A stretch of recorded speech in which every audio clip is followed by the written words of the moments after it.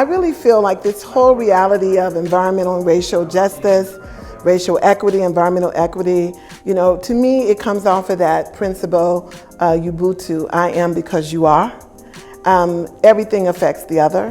Whether we want to think we're living in a bubble, we're not. So poverty affects the rich and how they use their resources affects poverty. We're interconnected. I mean, that's the ecology of our existence here in our common home we call Earth. We draw that lineage back to the United Church of Christ, which did a report when the environmental justice movement was first starting. Civil rights leaders were paying attention.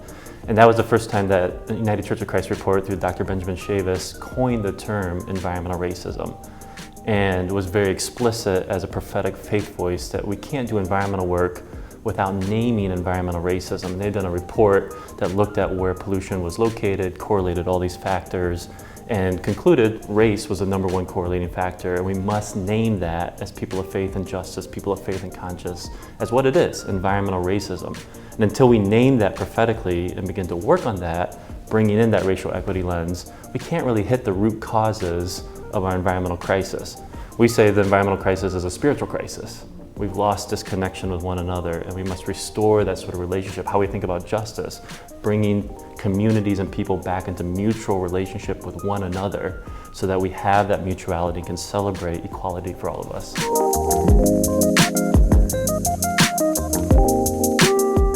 When I think about faith in place and just how we have already imagined creating these healthier communities, it's really about giving the people in the community voice. It's not coming in saying, we know what you need. It's about faith in place addressing what you say you want and what you need, and becoming a true partner, like locking arms and getting it done.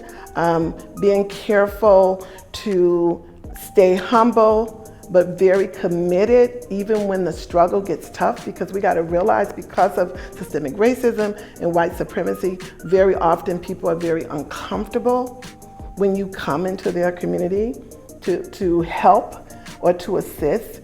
So make sure that your motives are pure. So for me, it's about building what we do, good relationships, being honest, being transparent, but also sticking there to the end, till things are accomplished. To your point, not where, okay, we've gotten what we want, we can check this off the list, we can write a nice report for our funders, and we're through with that community. But no, this is a lifelong journey of a relationship, not dependency.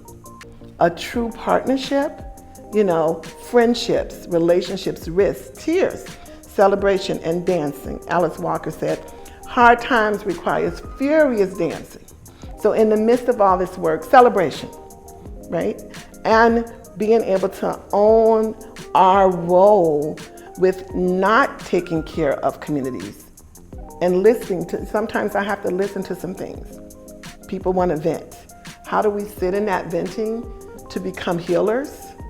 Joint healers. So to me, I just imagine like true deep relationships, honesty, hard work, and sticking it out. And part of that is also saying to our funders, hey, this is what they need. And we're here to make sure we become an instrument, a repository for those needs.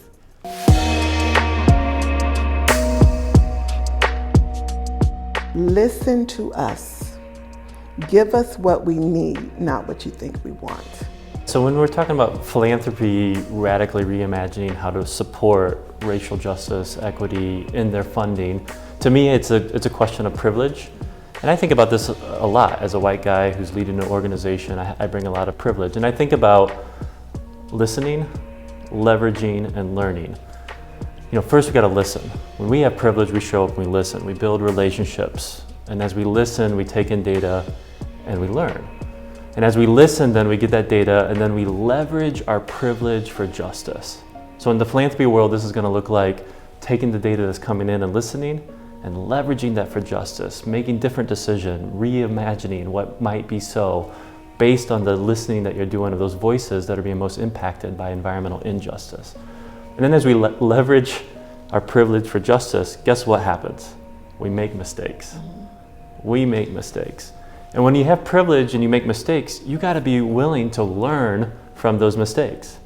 So you listen, you leverage, and then you learn from the mistakes and you go back to the listening table. And then you go back and you leverage some more, and then you learn some more. And we can't learn from our mistakes unless we learn how to celebrate them. Like, wow, I really tried to leverage my privilege for justice. I made some mistakes. I got some things to learn. Yay, I went for it. Now I'm gonna reevaluate. I'm gonna listen some more and come back and do it again. And I think that's what philanthropy needs to do. It needs to start approaching the world, not from this perfectionism lens, but from a lens of, we're bringing some privilege to communities. We need to listen. We need to leverage that privilege for justice. And we need to learn from the mistakes we make and reevaluate and go back in and do it again.